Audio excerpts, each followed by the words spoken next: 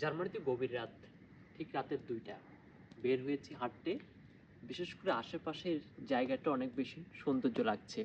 গভীরতা জার্মানির যে প্রকৃতি, জার্মানির যে গাছের যে ভালোবাসা বা প্রকৃতির যে ভালোবাসা এবং শান্তশিষ্ট জার্মানির যে পথ, সে পথ দিয়ে হাঁটছি।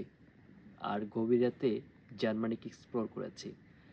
বেশিরভাগ সময় বিশেষ করে গত গ্রীষ্মেতে আমি আর আমার বন্ধু ফিজুস আমরা দুজনে বের হতাম, কিন্তু এই গ্রীষ্মে এখন মারুফকে নিয়ে বের হয়েছি। ফয়সালকে কল করেছি, হয়তো আরও দুই একজন আসবে, রাত্রে আড্ডা দেব। জার্মানির আমি যে দাঁড়িয়ে আছি তার বাম পাশে আমার বিশ্ববিদ্যালয় এবং তার সোজা জায়গায় আমার বাসা। বিশ্ববিদ্যালয়ের বাসা খুব কাছাকাছি এবং এই যে পাশাপাশি থাকা একটা বিশ্ববিদ্যালয়ের এনভায়রনমেন্ট, সাথে সাথে ভাষায় থাকা এবং পাশে কিন্তু জার্মান বিশেষ করে মাইন্সের সেন্ট্রাল স্টেশন, সব মিলিয়ে প্রকৃতির যে পরিবেশগত যে বা শহরগত যে সৌন্দর্য, সে সৌন্দর্যকে অনেক বেশি ভালো লাগে।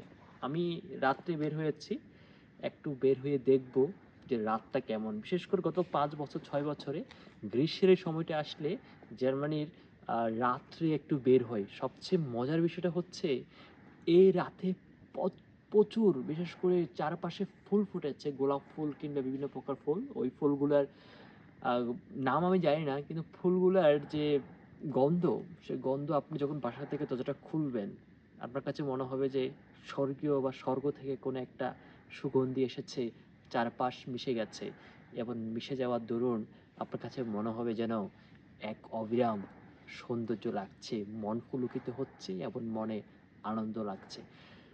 গভীর রাতে পরে ঘুমাবো, কিন্তু আজকে যে রাতটা সৌন্দর্য লাগছে বা প্রকৃতির যে একটা হালকা কনকন শীত, শীত বললে একটু বাংলাদেশের শীতকালের মতো, মানে ওইভাবে শীত না পড়ে দিনে গরম ছিল, এখন একটু আবহাওয়া শান্ত এবং ঠান্ডা। এই ঠান্ডার এই জায়গাটা কিন্তু চমৎকার লাগবে। আমি যদিও উপরে একটি গরমের পরেছি, পোশাক পরেছি, কিন্তু গরম তেমন ঠান্ডার পোশাক পরেছি, কিন্তু গরম তেমন একটা নেই, আবার ঠান্ডা তেমন একটা নেই।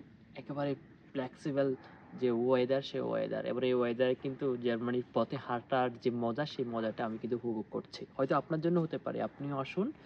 বিশেষ করে পর্যটনের জন্য যে জায়গাটা, আর জার্মানির যে পথপ্রান্তরে যে ফুলের যে সৌন্দর্য, বিশেষ করে ইউরোপের এই জায়গাটা মিস না করে আপনি হয়তো আসতে পারেন এবং আপনাকে ওয়েলকাম।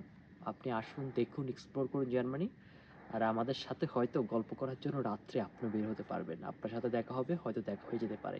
সেই দিন পর্যন্ত অপেক্ষায় থাকলাম। আল্লাহ হাফেজ। আসসালামু আলাইকুম।